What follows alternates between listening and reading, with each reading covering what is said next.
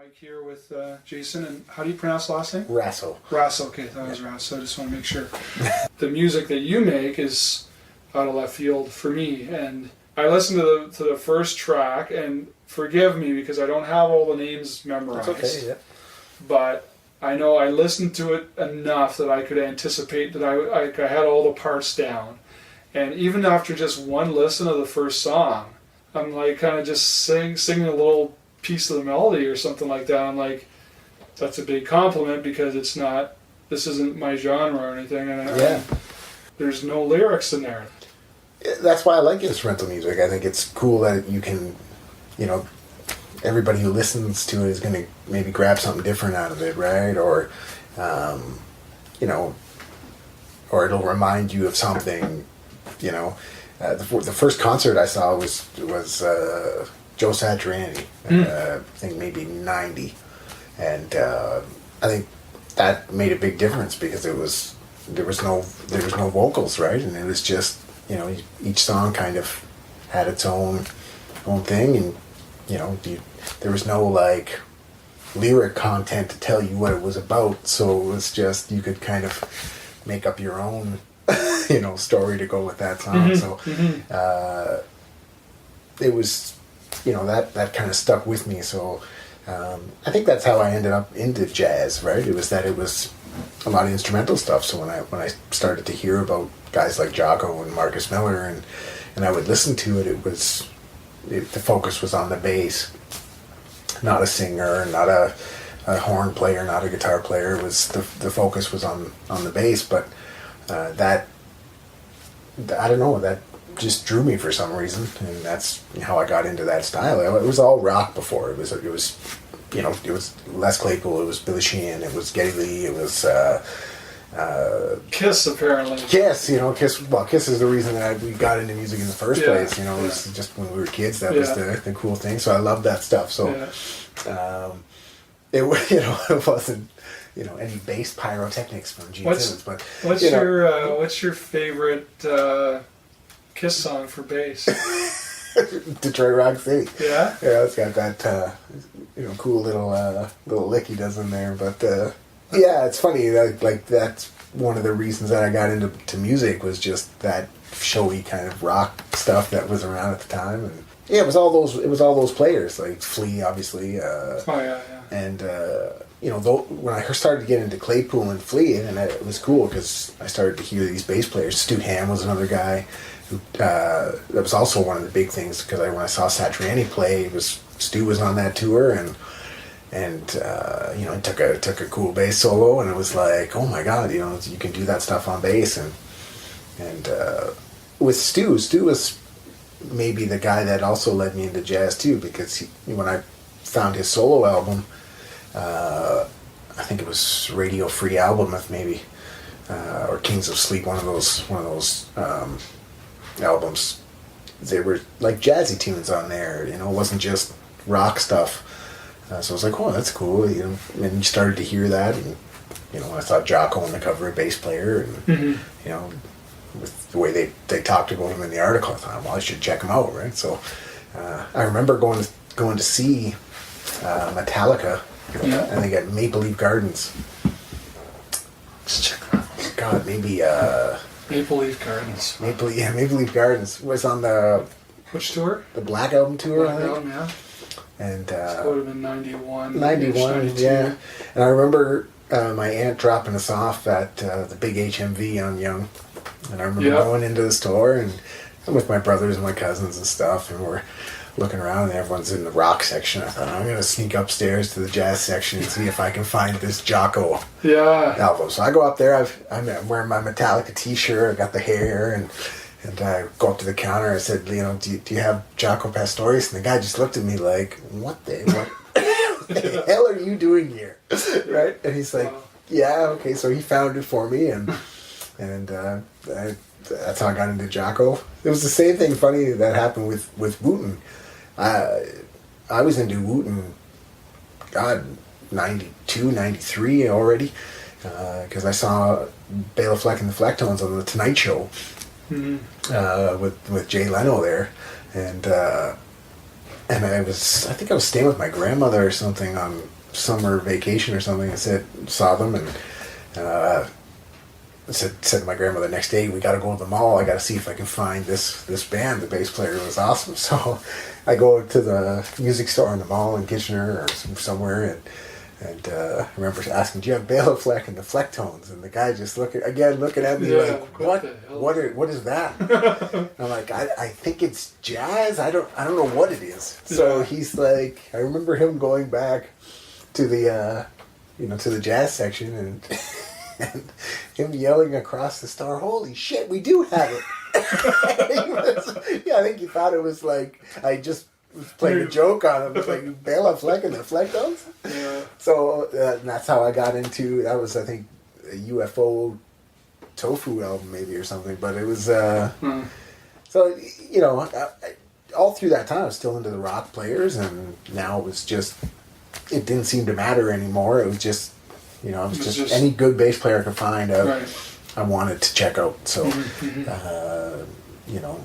that's how I got into Bootsy Collins and all the funk stuff. Larry Graham was you'd hear. I remember reading an interview or something with Les Claypool and him talking about Larry Graham. I thought, well, if Les likes him, maybe I should check him out. Or I remember hearing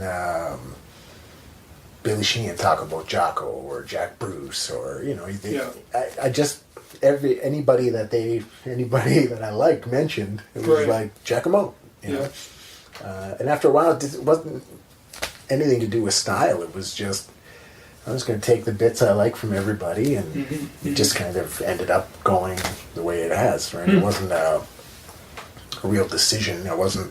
Now I'm not going to play rock anymore. Now I'm not going to play this. It was just let's try to put it together, and then it just ends up where I am now. Right? It wasn't about style really. It was just about good bass players. Right? So, which seemed to me that every style had killer bass players. So I still like my rock stuff. But just ended up playing kind of different stuff. So actually, I wanted to ask you about why did you end up choosing bass guitar? Because I know you play guitar as well, right? But it sounds like bass is home, right? Bass is home, yeah. I started out. I had a little drum kit when I was a kid, and I was no good. I liked hitting them, and then it was like, I don't know, this is no fun. There were no notes, or I don't know, it just didn't latch on. And my brother had already been playing guitar, so I was like, I don't really want to do that. So I remember saying, what else could I play? And and then it was like, you could play keyboard. And I was like, well, there's no cool keyboard players in rock. Because I was listening, like I said, at that point it was Kiss and Ozzy and Black Sabbath and all this 80s rock that was going on. And I was like, oh, I don't know. And it was like, well, I remember my brother saying, oh, you should maybe bass, check out this guy Billy Sheehan. And my brother was into Steve Vai and these guys, and I remember listening to that and going, well, that's pretty cool. And so that's how I picked bass. It was just that was like the open instrument, And it took me a few years to really understand what bass did, or what it really sounded like, because in a lot of the rock stuff I was listening to was just a wall of guitar distortion, and you weren't really hearing it. That was, I think, one of the other reasons I liked Flea and Les Claypool, and you could actually hear Geddy, where it was these trios, Cream and stuff, was like you could hear what the bass did, and the more I heard that, the more I liked it, and with the more of the jazz guys, then it was even more out front, so a lot of it I just liked hearing the instrument, right? I remember I think it might have been Jocko's solo album. There was no guitar on the album, so you really heard the bass all the way through the album, and I was like, oh, this is really cool, So I think it was just I tried drums, didn't like it, keyboard didn't appeal to me, and guitar was taken. So, all right, I'll be the bass player. I don't care. Okay, it's two questions for you now. First question is, what was your first bass guitar? It's that Vester. That's my first bass. It is terrible. it's all white. It's it's a brutal bass. I don't think I've ever seen an entirely all white. Even the pickups are white. And now you have. Yeah. It's called, what is it? It's called a Vester. Vester. I've never really heard of it. Vestor or ER? ER. I've never heard of it either. Yeah. Huh. I got Guelph music, and I remember going in. I'm left-handed. Okay. So I remember going into the store and asking, my dad's staying with me. We were going to look for my first bass, and he says, my son's left-handed, and the guy just kind of laughed. He's like, "There's nothing." Like they did not have one left-handed instrument in the whole store. So it was like, maybe you should just play right. I was like, all right. Didn't know any better. It was just like, okay. He's like, your left hand goes on the board, so I'm like, yeah, okay. So that was the bass, and I got it for Christmas that year, and then I got into I think I had a Yamaha after that. So you were 11 at the time? Yeah, I would have been like maybe 11 or 12. I don't remember exactly what year it was. And you continued to play the right-handed player? Or? Yeah, I just that's how I learned. You learned that way, so and that was it. Yeah. So there were no instruments then.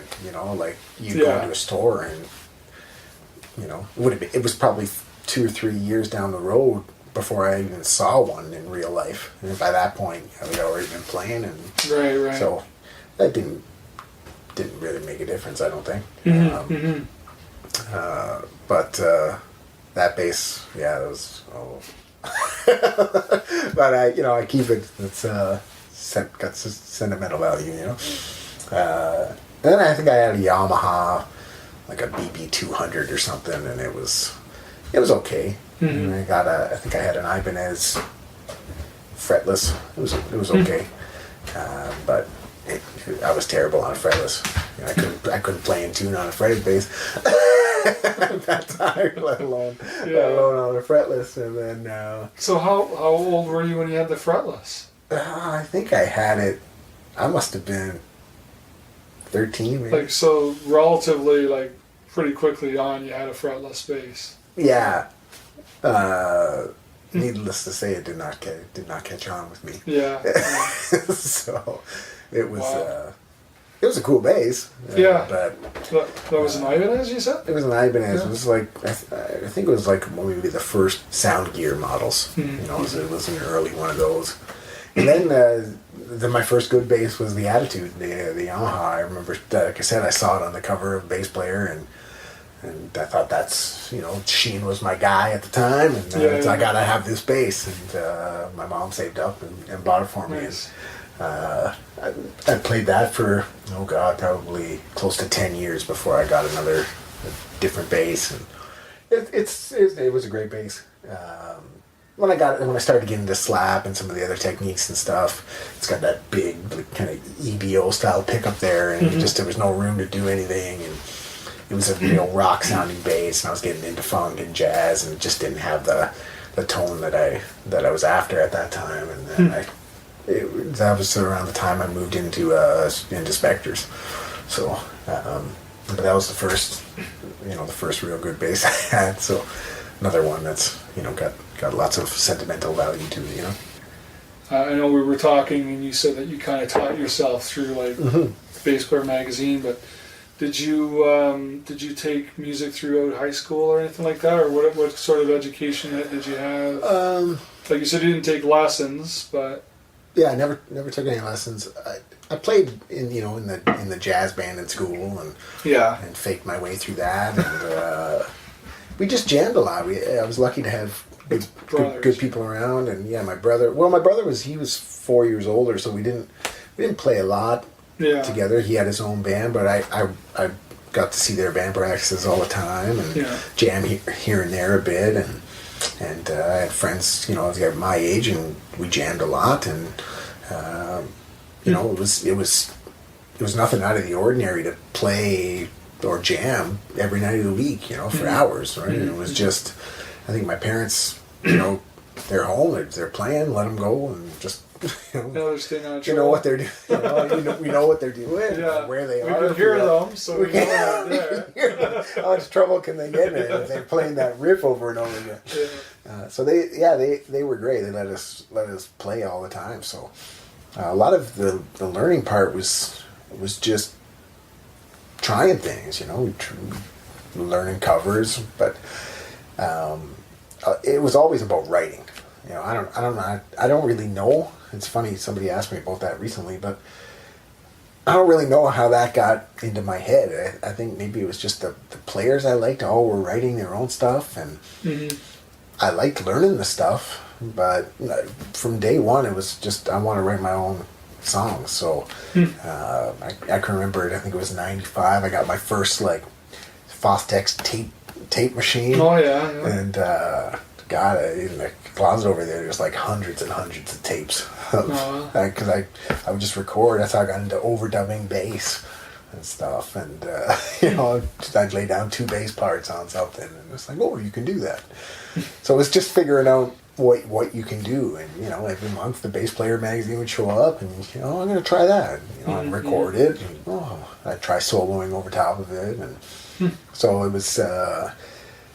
There was pros and cons to that, right? Some things took me way longer, and I missed a lot of stuff because you weren't really. I didn't have professional instruction. Yeah. But in a lot of ways, it also helped me develop the way I play. It was because you were grabbing just bits and pieces here, and then you try to figure it out. So the last 7 or 8 years have been a lot of filling in. The gaps. Filling in the gaps. Oh, that's what that meant. Yeah.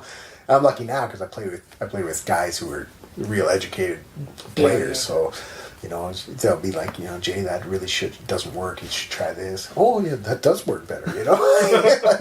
You guys did learn something.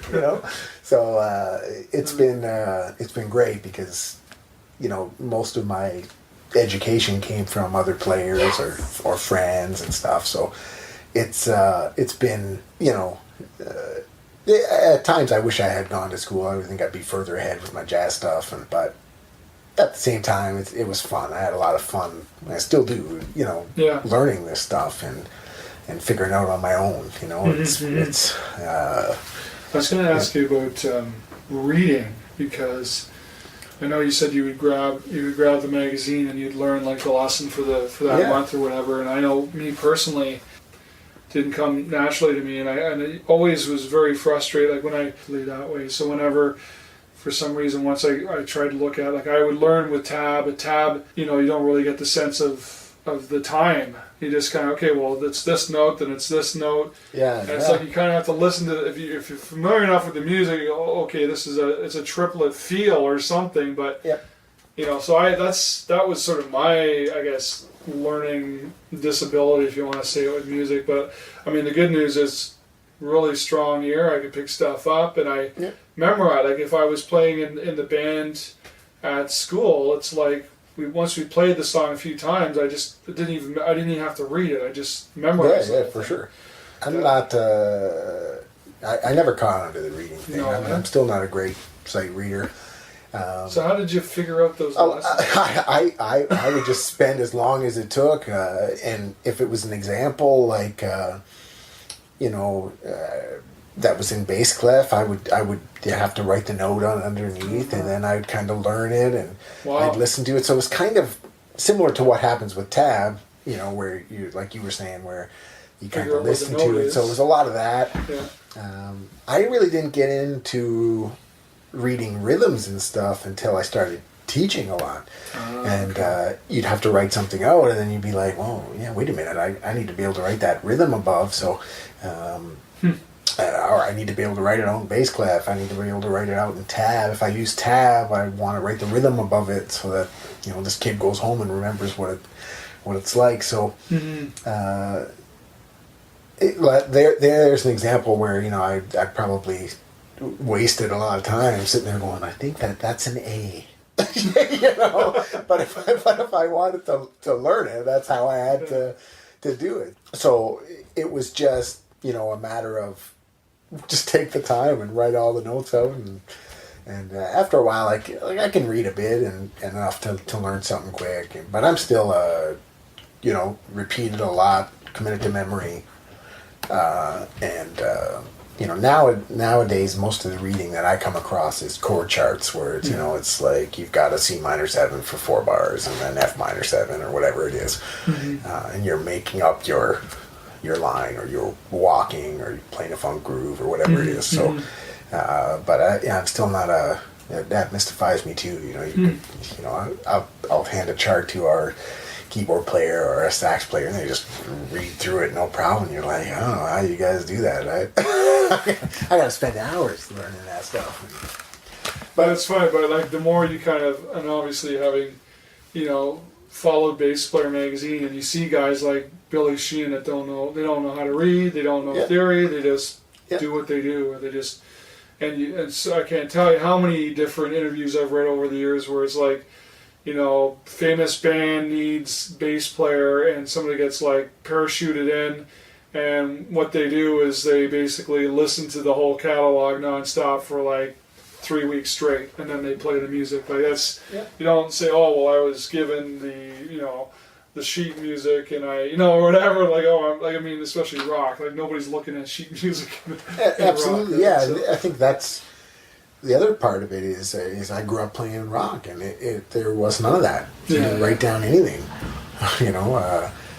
I joined I don't know, it was maybe 2001 or 2002. I joined a kind of an R&B band, and everything was charted. Oh yeah. And it was like, what? And it wasn't really it wasn't bass parts charted. It was just, here's the chords, and then you hand me a book of all these charts, and you're like, what the hell is this? I've never, I memorized these tunes, and so I think it's, now I'm kind of somewhere in the middle, I'm not a real reader, but I like having a chart because I can, give it to a player and just let him go, and so it's kind of ended up somewhere in the middle there, Yeah, it's funny. So I guess you must be, with the teaching and everything too, you must have it sounds like you probably have a pretty decent handle on the theory end of things at this point, right? Yeah, I think that's like, I've had to learn that over the years, especially as I got more and more into jazz.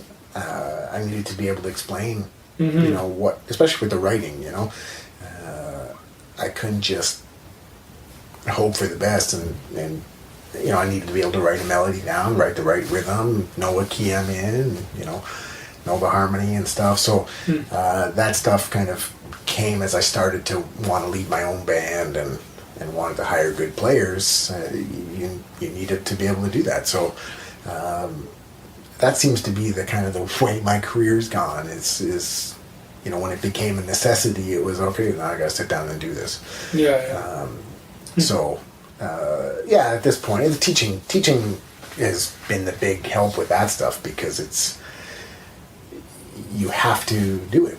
You have to pass it on to somebody. So and there's also that repetition of explaining it over and over again with every new student, and it helps you learn your keys. And so there's that saying that to fully understand something, you need to be able to teach it to somebody else or something. Absolutely, and that's really paid off over the years, because you figure out better ways to explain, and you also understand that every student's different, and the analogy you used for the last guy might not work now, so you get better at reading the student too, and it's made a big difference with the theory stuff. Which is cool. It's like I said, it's a necessity when you're handing a chart to a saxophone player. It's got to be right, it's got to be it's got to make sense, and it's got to be charted properly, and like I said, I've been lucky. I play with great guys that are always willing to help and show you little things here and there, and that's made a big difference.